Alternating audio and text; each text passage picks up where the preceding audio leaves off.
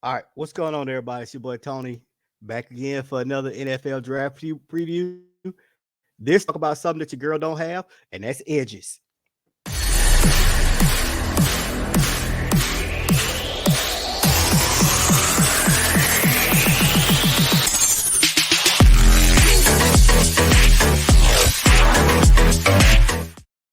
All right, okay, everybody. Look, we're talking about the edge rushers this time. We talked about defensive line in our previous video, starting it off with the defense.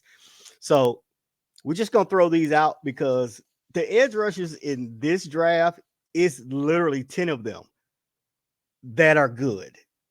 Now, I'm going to give you the five that I want on my squad if they're sitting there at 8. But I know the Falcons, and they're not going to do it just because that's what we do. So let's start off with Trayvon Walker from the championship Georgia Bulldogs. And yes, champions. 6'5", 275 pounds. Again, he played along two of the other guys I mentioned in my previous video. And I think it's just insane that this guy is regarded as the third or fourth best defensive player in the draft, possibly even the fifth best in the draft. Because when you're talking about the Bulldogs defense, you talk about Jordan Davis at first, and then you talk about Devontae White. Then you might throw out, the Kobe Dean we'll talk about later. And then you talk about Trayvon Walker, which is ridiculous because he plays interior and edge. He's more prolific on the edge, but he can swing inside and hit them gaps, which is something that I think is one of his strong suits. Recognizing the offensive line and their movements, he knows what he has to do to get to the quarterback. Just watch the Michigan game, watch the Alabama championship game, watch any other game besides the SEC title game, and you'll see what I'm talking about. He basically had his way with the offensive lines. Day one starter, most definitely. Top 5 pick, most definitely. Overall pick, it's a strong possibility. I would not be surprised if he was not number one. But again, these 5 guys that I'm about to talk about, any of them can be the top pick. Now, he was regarded as one of the top defensive players in 2022. Listed at 275 pounds. I think he might bulk up a little bit more, closer to 300, which I think will be better for him because not only would that improve his strength, which is no slight against him, but going to the next level, he has to do one thing, and that is get stronger. Just with the guards and the tackles in the NFL, they're stronger than these guys you played against. Even though you played in the SEC, this is the next level up. I need him to get stronger. His football awareness, though, is one of his strong suits. He can call out plays like a linebacker does, and he can help his teammates realize what's going on. And that's one of the reasons I have him at, the first guy I want to talk about. I want to put him as the number 1 overall pick, but I want him to fall down to 8. I don't think it's going to happen. I think this guy will be a top 5 pick. But besides that, his weaknesses, I don't know. It's just he's solid, top to bottom. Day one starter. Let's go on to another one of the guys that a lot of people were talking about, and that's Adrian Hudson from the University of Michigan. The reason I didn't want to talk about him first is he was getting so hyped throughout his college career. What he did against Ohio State, outstanding. But then to come to Georgia in a playoff game where he was needed and pretty much disappeared. And that's giving me a pause on, is he just relying on his skill and athleticism, or is he a good football player? Now you got to understand, Hudson in the game against Georgia was going against Sawyer, who's the 5th best offensive guard in the draft right now.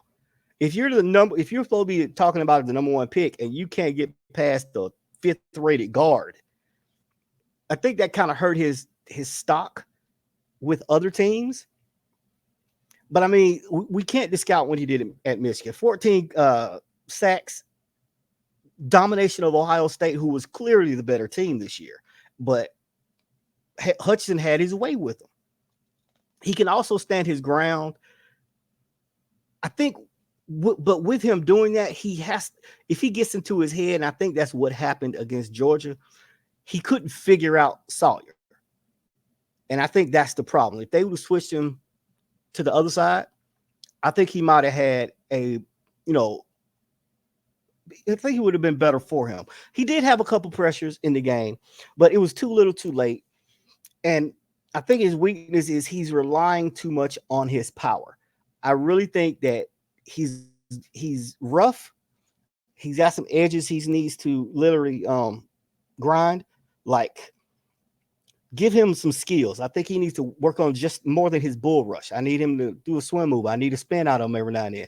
Something to keep the offensive lineman off balance. But I still would not be mad if we got him. I want Walker more, though. So let's go on to the next guy, who, again, was talked about as being the first pick in the draft. Kayvon Thibodeaux. And yes, I finally got a name right. I need some kind of applause. Edge from Oregon. His strength is his explosiveness and his speed, period. Watch him play. If he beats you to the outside, your quarterback is going down. That's not even up for debate. While that is impressive, he registered 12 sacks and I think 24 tackle for losses from 19 through 20. He did have an ankle injury, which slowed him down in 21, but he still finished with 7 sacks. Last I heard, his ankle injury is fine. I don't see that hindering him in the problem, even if it does. Ankle braces, keep moving. He's a very big guy. He's 6'5", 254 pounds, a little light in the tuchus. Not worried about that. He needs that for his speed. Another one of his strengths is his first step is by far the fastest I've seen out of any edge rusher in a long time, which is impressive. Now, I will say he routinely forces the lineman backwards. But again, the same thing with Hudson. He's going to have to work on his skill set and not rely on just one thing. Because as we all know, once that offensive coordinator figure out what you're good at, like Bill Belichick does, they're going to take that away from you. And then you're going to have to improve your game, Baker Mayfield. So with all that being said, again, these first 3 guys, plug and play, period. Day one starters. In fact, all 5 of these could be plug and play, depending on how bad your defense is, like the Falcons. So, with that being said, Thibodeaux shouldn't make it out the first round. I honestly think all 5 of my edge rushers will be picked in the first round. So let's go on to a guy I'm really high on, Jermaine Johnson II, from my brother's alumni, Florida State. I'm not doing the chop. I told him I would. I'm not. I just can't. Now, this is a guy I honestly, if we don't get Walker, I want this guy. Now, during his college career at Florida State, he played with his hand in the dirt. He stood up over the tackle. Also, little known fact, he did start his career at Georgia, so he does have a little bit of pedigree in his blood. But he didn't get on the scene and explode until he went to Florida State. Now, he switches effortlessly between defensive formation, 3-4, 4-3. He's fine in either one of them. Put him anywhere on that line, he'll be fine. He is a very athletic pass rusher with size and speed, kind of like the other guys I mentioned. I don't think he's as polished as Hudson. I don't think he's as strong as Walker, but I think he does give you the package that they give you, but maybe a little step back. During his time at Georgia, he was never really a consistent starter. I think he only started 4 games, if I remember, but got the FSU, totally blowed up. Day one starter, but of course.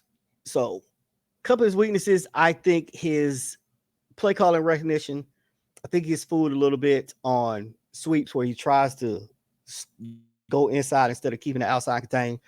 That can be cleaned up. But again, it's nothing really you can say about these guys that is going to discourage you from taking them. Now, number 5, the 5th guy I want to talk about. He was the first pick starting the year. George, here we go again. Carlo Fittis. Don't at me. I don't care. I mess up names. From Purdue. He is big. He is explosive. He is powerful. And as a true freshman, he had 7.5 sacks in 19. but he only posted 2 sacks in 2020, which is kind of makes you want to step back for a minute. Now, he did have an injury in October and he missed the rest of the season, which I think is why his draft status fell so quickly.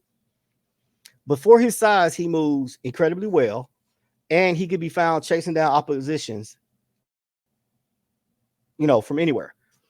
The only thing I would like to see him do, I would like to see him again as he chases down competition. Don't chase them. I want him to keep them in front of him. So even if he can't get them, his teammates can come and help. The only weakness I see really is how is he going to come off of this injury? Is he going to be the same explosive player, or is that injury going to be a hindrance for him? I think he should be fine. Again, my 5. We also got Hudson's running mate, Ajabo. You got Drake Jackson, who I'm high on. You also got Maffei from Minnesota and the guy from Penn State. I can't pronounce his last name. Arnold E. That's what we're going to call you. But before that, yeah, I mean, all these guys I think can be drafted. So make sure you drop that like. Make sure you subscribe to our page. And then come back again where we'll be talking more defense. Holla!